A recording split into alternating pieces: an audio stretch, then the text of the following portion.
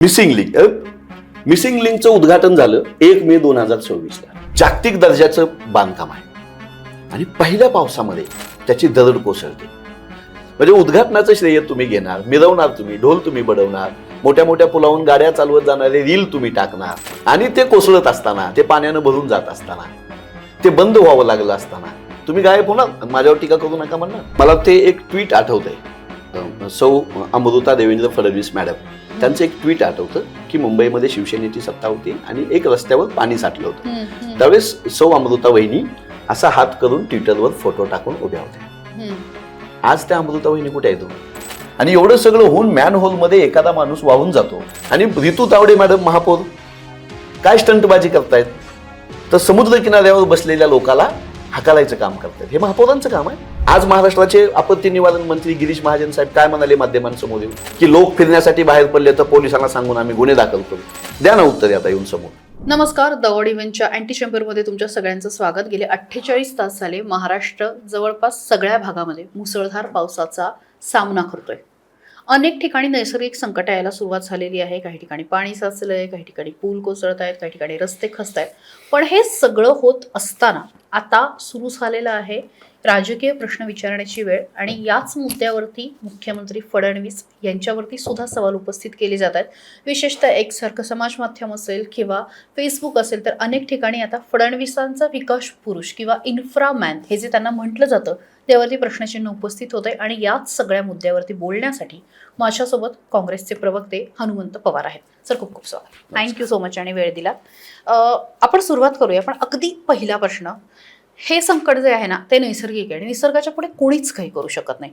मग असं असताना सुद्धा फडणवीसांवरती जी टीका होती ती खरंच योग्य आहे का? कारण बघा, मुंबईमध्ये 50 किलोमीटर ताशी वेगाने वारे वाहत होते आणि जी माहिती मिळते त्याच्यानुसार पूर्ण शहरात जो पाऊस झालाय तो म्हणजे महिन्यात होतो तेवढा झालेला आहे. मग अशा वेळी किती गोष्टी म्हणजे तिथे उपयोगी पडणार आहेत आणि मग अशा वेळी सत्ताधाऱ्यांवरती दोष द्यायचा का? दोन गोष्टी आहेत. एक, पाऊस पडतोय, वेगाने वारे वाहत आहेत, पावसाचं कमी वेळामध्ये जास्त पडणं हे काय आजचं नाही. हे सातत्यानं नैसर्गिक बदलांना आपण ह्याला तोंड देत आलेलं आहे. सरकार महाविकास आघाडीचं होतं, त्याच्या आधी आमचं सरकार होतं 2004 ते 2014 मध्ये. आता आम्ही एकनाथ शिंदेंना मुख्यमंत्री असताना पाहिलं, फडणवीसांनाही पाहतोय. वारे वाहणे, पाऊस जास्त पडणे आणि त्यानं आपत्ती येणे हे महाराष्ट्रानं समजून घेतलेलं आहे. आपण सगळेच समजून घेऊया, आम्ही विरोधक म्हणूनही समजून घेतो. पण इन्फ्रास्ट्रक्चर उभा करतोच्या नावाखाली जे इव्हेंट केले आणि जे प्रोजेक्ट दाखवले ते कोसळत असतानाचा हिशोब कोण देणार हा प्रश्न आहे. एखादी योजना आणली, त्याची जाहिरात केली, त्याचे पोस्टर लावले, PM किसान, लाडकी बहीण योजना वगैरे, हा वेगळा भाग आहे. पण ज्यावेळेस इन्फ्रास्ट्रक्चर उभा करताय, तुम्ही मेट्रोचं स्टेशन उभा करताय, तुम्ही एखादा पूल उभा करताय किंवा मिसिंग लिंक सारखा मोठा प्रोजेक्ट उभा करताय किंवा समृद्धीसारखा 55,000 कोटीचा महामार्ग उभा करताय, हे करताना नैसर्गिक आपत्ती, त्याची देखभाल, दुरुस्ती, त्या कामाचं स्ट्रक्चरल ऑडिट आणि संभाव्य धोके ह्याच्याबद्दलचं काय दिसतंय का? तर गाफीलपणा. त्याच्यावर विरोधक म्हणून आम्ही प्रश्नचिन्ह उपस्थित करतो. पण मग फक्त फडणवीस का? ते उभारणारी कंपनी असते, यंत्रणा असते, तिथे प्रशासकीय स्टाफ असतो. थेट फडणवीसांना का बरं काँग्रेस टार्गेट करते? अगदी रास्त प्रश्न आहे तुमचा. बरोबर आहे, एकट्या फडणवीसांना टार्गेट नाही केलं पाहिजे. एकटे फडणवीस हे आमच्या अजेंड्यावर आहेत, हिट लिस्टवर आहेत आणि त्यांना ठोकून काढायचंय, साफ खोट आहे, चुकीचं आहे तसं कोण करत असेल तर. पण देवेंद्रजी फडणवीस हे मुख्यमंत्री आहेत ना, प्रशासनाचे, मंत्रिमंडळाचे प्रमुख आहेत. ही जबाबदारी कशी तुम्हाला टाळता येईल माझ्यावर टीका करू नका असं म्हणून? किंवा सार्वजनिक बांधकाम मंत्री किंवा नगर विकास मंत्री, ही सगळी जी एकनाथ शिंदे साहेब असतील, देवेंद्रजी फडणवीस असतील, सी लिंक मधून मोठ्या गाडीमधून हात हलवत तुम्हीच श्रेय घेता ना. उद्घाटनाला तुम्हीच उभा राहता ना. उद्घाटनाला कुठं तुम्ही मिसिंग लिंकचा प्रोजेक्टच्या गुत्तेदाराला आणता? तिथल्या एखाद्या सामान्य कामगाराला कुठं आणता उद्घाटनाची फीत कापायला? किंवा तुमच्या सार्वजनिक बांधकाम विभाग जो असेल किंवा ज्या विभागाच्या वतीने हे प्रोजेक्ट उभे राहिले जातात त्याच्या सचिवाला तुम्ही आणता का? त्याच्या प्रशासकीय अधिकाऱ्याला तुम्ही कधी दिलं श्रेय? म्हणजे उद्घाटनाचं श्रेय तुम्ही घेणार, मिरवणार, तुम्ही ढोल तुम्ही बडवणार, मोठ्या मोठ्या पुलावून गाड्या चालवत जाणारे रील तुम्ही टाकणार, मीडियामध्ये बातम्या तुमच्या तुम्ही देणार, तुम्ही प्रेस घेणार, तुम्ही त्याचं यश स्वतःची छाती बडवून सांगणार आणि ते कोसळत असताना, ते पाण्यानं भरून जात असताना, ते बंद व्हावं लागलं असताना तुम्ही गायब होणार आणि माझ्यावर टीका करू नका म्हणणार. हे उत्तम प्रशासकाला हे शोभत नाही. त्यामुळे देवेंद्रजींवर टीका म्हणजे देवेंद्र फडणवीस या व्यक्तीवर नसून ह्या प्रोजेक्टचे प्रमुख, ह्या प्रोजेक्टचे श्रेय घेणारे, ह्या प्रोजेक्टसाठी कर्ज काढणारे, ह्या प्रोजेक्टवर लोकांकडे मतं मागणाऱ्या मुख्यमंत्र्यांवर प्रश्नचिन्ह उपस्थित करतोय आम्ही, ज्यांच्याकडे या सगळ्या प्रोजेक्टच्या सुरक्षेची जबाबदारी असली पाहिजे. लोकांच्या जीविताची हानी होणार नाही, वाहतूक बंद पडणार नाही, नुकसान होणार नाही, हे पाहणं कोणाची जबाबदारी? ऑब्व्हियसली देवेंद्र फडणवीसांची. म्हणून देवेंद्रजींना प्रश्न विचारतोय, व्यक्ती दोषातून नव्हे, प्रशासनाचे प्रमुख मुख्यमंत्री म्हणून ते जबाबदार आहेत. निश्चितच मला वाटतं आपण एकेका मुद्द्याकडे यायला, एकेका प्रोजेक्टवरती बोलायला हवं. मला पहिल्यांदा मुंबई महापालिकेवरती बोलायचं. एकतर पहिल्यांदाच भाजपची सत्ता आलेली आहे आणि जे सातत्याने उद्धव ठाकरेंच्या काळात होत होतं, कारण आपल्याला माहिती आहे मुंबई बेट आहे आणि नदी बुजवण्यात आलेली आहे, प्रवाह वळवण्यात आलेले, त्यामुळे गेल्या अनेक वर्षांपासून खरं तर मुंबईमध्ये महापूर येणं हे काही फार नवीन नाही. म्हणजे थोडासा जरी पाऊस आला तरी काही ठिकाणी कॉमनली पाणी हे साचतंच. तर अशी परिस्थिती मुंबईत असताना त्यावेळेस ठाकरेंच्या कारभारावर प्रचंड टीका झाली आणि ती टीका करत असताना खरं तर भाजप थोडीशी पुढे होती. मग हे सगळं आमच्या काळात होणार नाही असं आश्वासन देऊनच मुंबईमध्ये मतं मागितली आणि अगदी पहिल्याच पावसामध्ये मुंबईची दुरावस्था झाली. मला ते एक ट्विट आठवतंय, सौ अमृता देवेंद्र फडणवीस मॅडम, त्यांचं एक ट्विट आठवतं की मुंबईमध्ये शिवसेनेची सत्ता होती आणि एक रस्त्यावर पाणी साठलं होतं.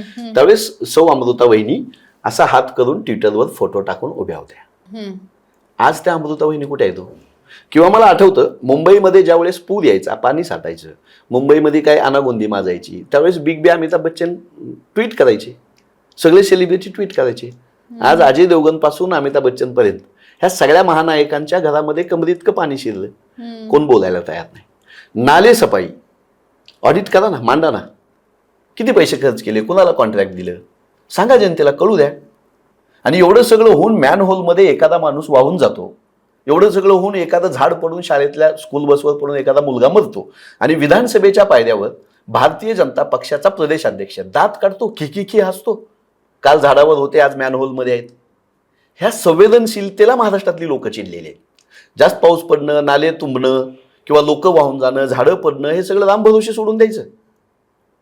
तुम्ही विरोधात असताना जर सत्ताधाऱ्यांनी यासाठी जबाबदार धरत होते तर तुम्ही सत्ताधारी आहात, जागे व्हा, असंच म्हणतोय ना आम्ही. का उत्तर देत नाही तुम्ही? वाहून गेला माणूस तरी दात काढताय. ही असंवेदनशीलता. आणि रितू तावडे मॅडम महापौर काय स्टंटबाजी करतायत? तर समुद्र किनाऱ्यावर बसलेल्या लोकाला हाकालायचं काम करतायत. हे महापौरांचं काम आहे. महापौरांचं काम नाले सफाई नीट झाली का, महापौरांचं काम ज्या ढासळायला आलेल्या इमारती होत्या, ज्या बेकायदेशीर इमारती होत्या, त्याच्यावर महानगरपालिका म्हणून तुम्ही काय केलं? आता लोकांचे जीव जात आहेत, मॅनहोल उघडी राहत आहेत आणि माणसं वाहून जात आहेत. मोठा माणूस, एक वयस्क 60 वर्षापर्यंत माणूस वाहून गेला. मॅनहोलचे दारं तुम्ही बुजवू शकत नाही. काही ओपन राहिले असं त्यांचं म्हणणं आहे. जीव गेला ना. एक जीव जाणं आणि असंख्य जीव जाणं ह्याच्यात तुलना करणार का आपण?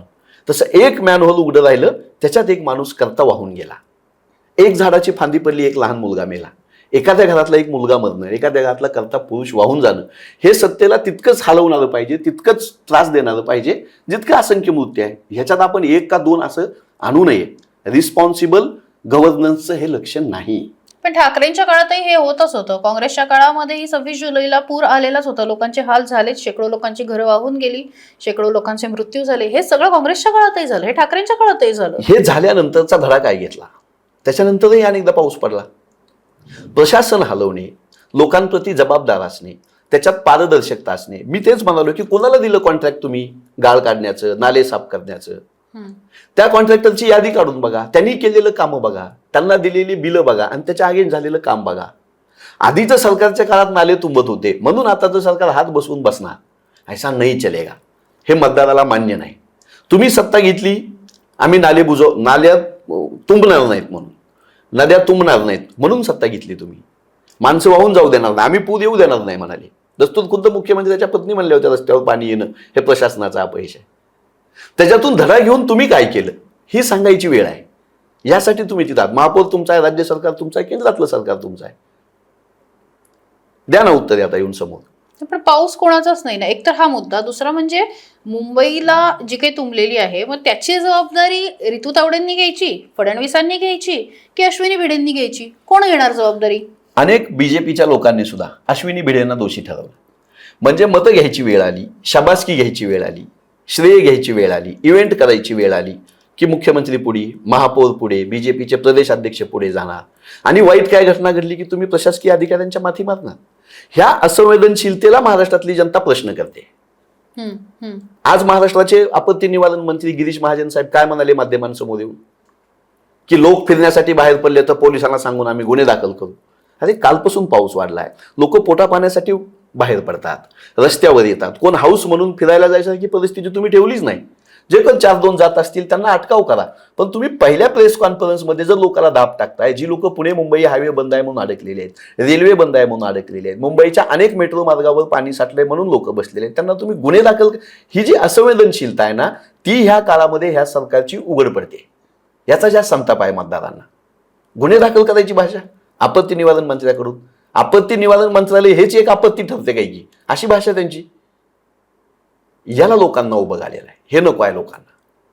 आणि आपत्तीच्या काळात सत्ताधाऱ्यांनी संवेदनशील वागलं पाहिजे, वैज्ञानिक माहिती नीट दिली पाहिजे, विश्वासात घेतलं पाहिजे, धीर दिला पाहिजे. का गुन्हे दाखल करू? पुणे मुंबई महामार्ग तुम्ही अचानक बंद केला, तिथं अडकलेल्या लोकांना तुम्ही गुन्हे दाखल करण्याची भीती दाखव ना.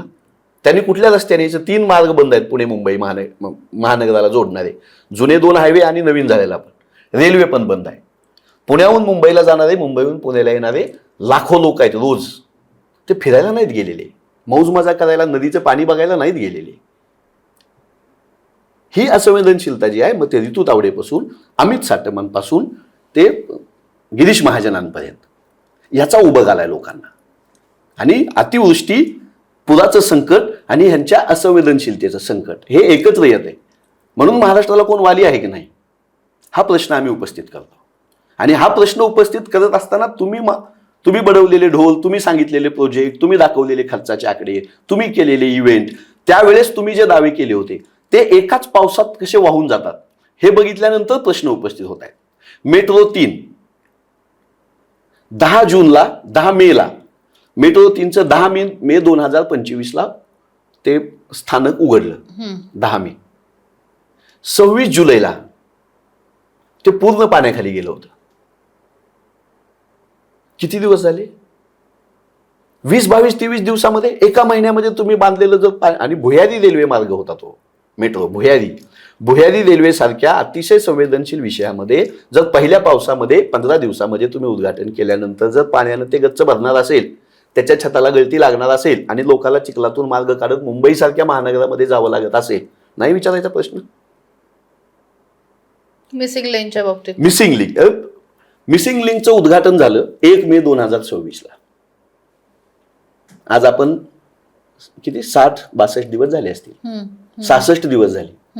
66व्या दिवशी, 66 दिवसापूर्वी महाराष्ट्राचे मुख्यमंत्री, महाराष्ट्राचे उपमुख्यमंत्री दोघं भाषणामध्ये म्हणाले होते की हे दरड प्रूफ आहे, दरड प्रूफ आहे आणि जागतिक दर्जाचं बांधकाम आहे. आणि पहिल्या पावसामध्ये त्याची दरड कोसळते.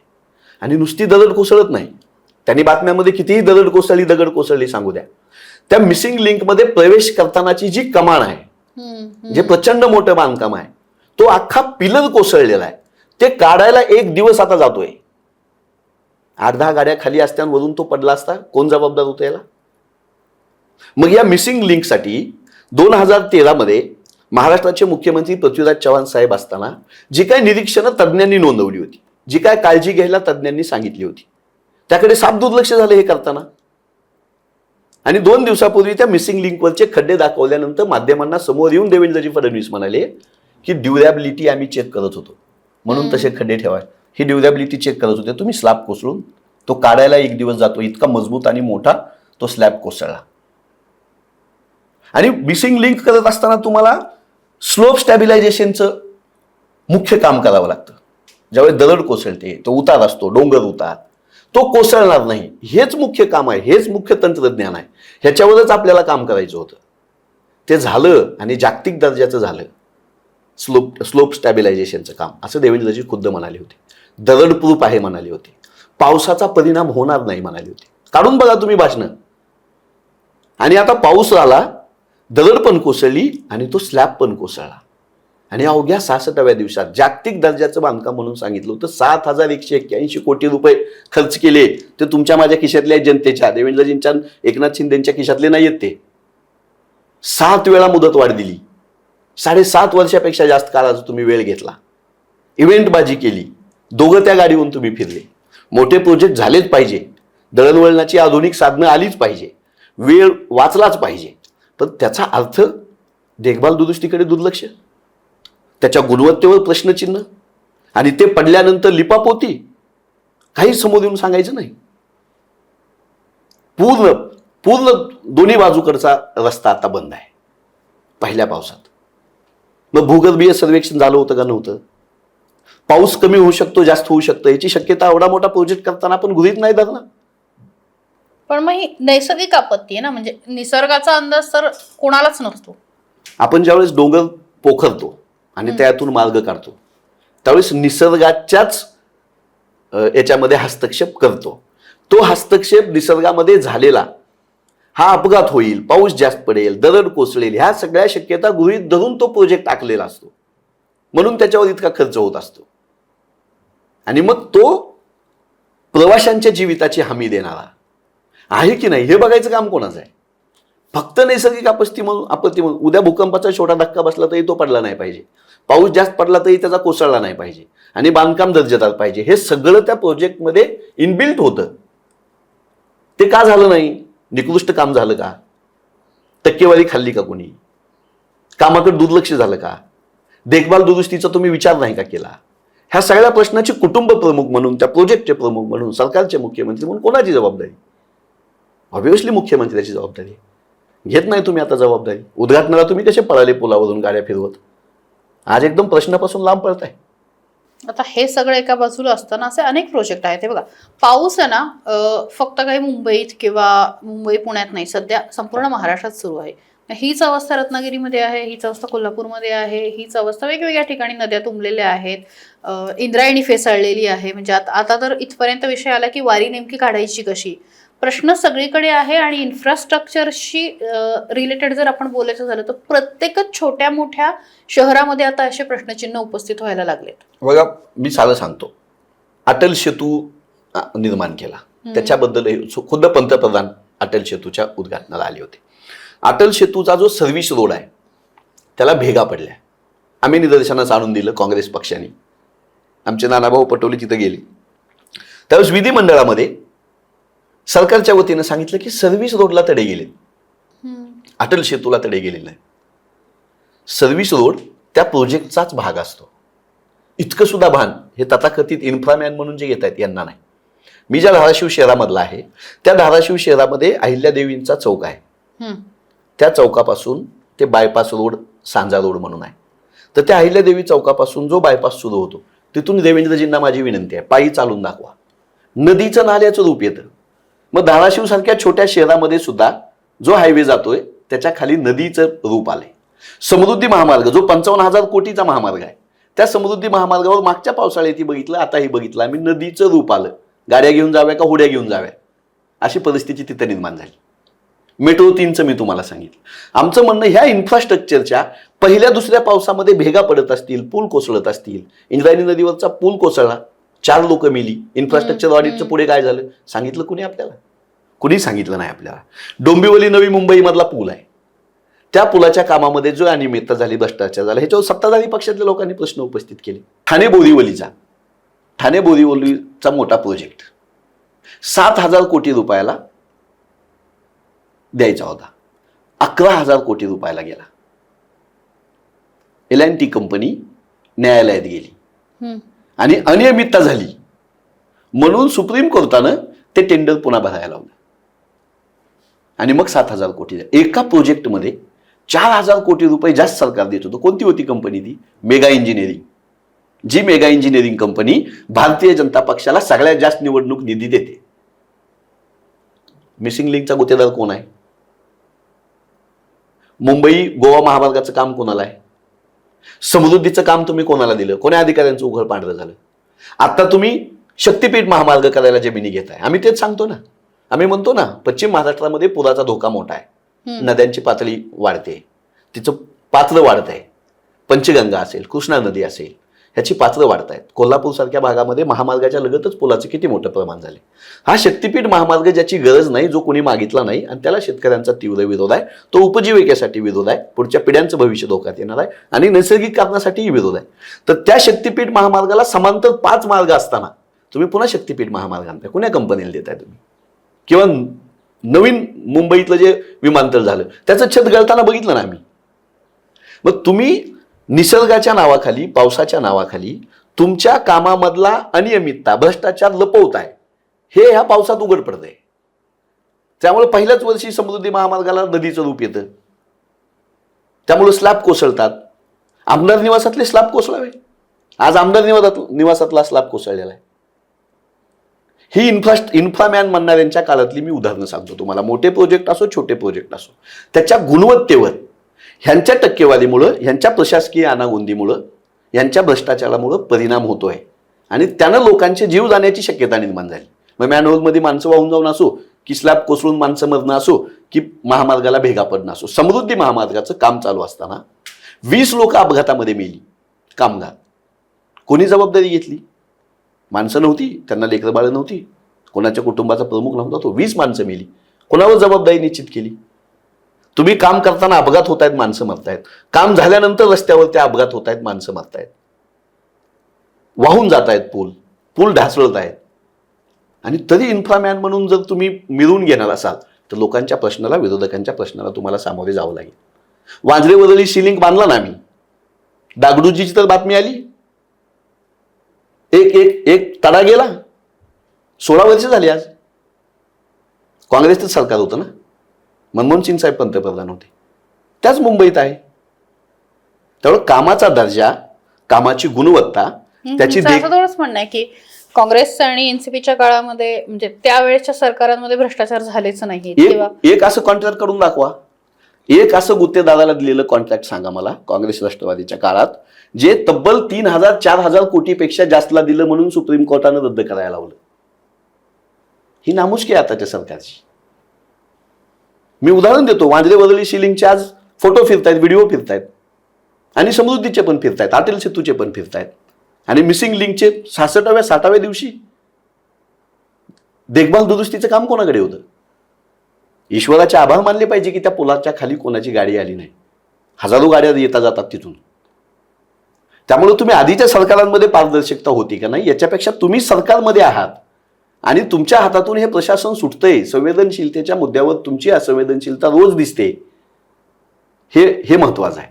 हे जर मोठ्या शहरामधल्या मोठ्या प्रोजेक्टचं असं असेल, मुंबईमधल्या मेट्रोचं, अटल सेतूचं, समृद्धी महामार्गाचं, मिसिंग लिंकचं, तर गावखेड्यामधल्या रस्त्या पुलांची काय अवस्था असेल?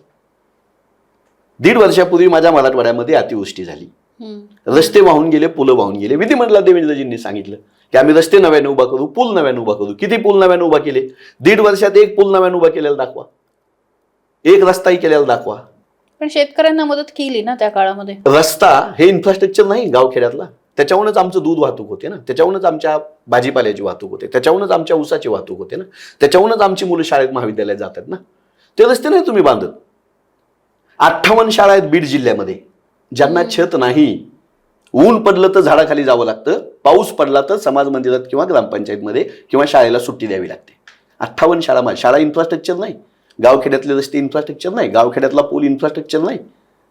भारतीय जनता पक्षाचा वाशिम जिल्ह्यामधला कार्यकर्ता आहे, सरपंच आहे. मी आपल्या भाजपचाच सरपंच आहे. माननीय मुख्यमंत्री देवेंद्र फडणवीस साहेब, मी आपल्या भाजपचाच सरपंच आहे. एबीव्हीपी मध्ये काम केलं, भाजपमध्ये आज बूथ प्रमुखापासून पूर्ण जिल्ह्याचं काम बघतो आणि माझ्याच गावातील हा रोड, आपली पूर्ण राज्यात सत्ता आहे, आपली केंद्रात सत्ता आहे. 2 वर्ष झाले हा रोड खांदून ठेवला आणि ठेकेदारांना या रोडकडे येऊन सुद्धा पाहत नाही. रोज या रोडवर शेतकऱ्याचे अपघात होत आहेत. माझ्या गावातील शेतकरी पडत आहे, शेतकऱ्याचे हातपाय मोडत आहेत. संबंधित सार्वजनिक बांधकाम विभागाचे जे अधिकारी आहेत, इंजिनियर आहेत, यांना वारंवार पत्र व्यवहार केला, आंदोलनाचा इशारा दिला, तरी सुद्धा माझ्या गावातील रोड अद्याप चालू झालेला नाही. येणाऱ्या काळात तात्काळ माझ्या गावात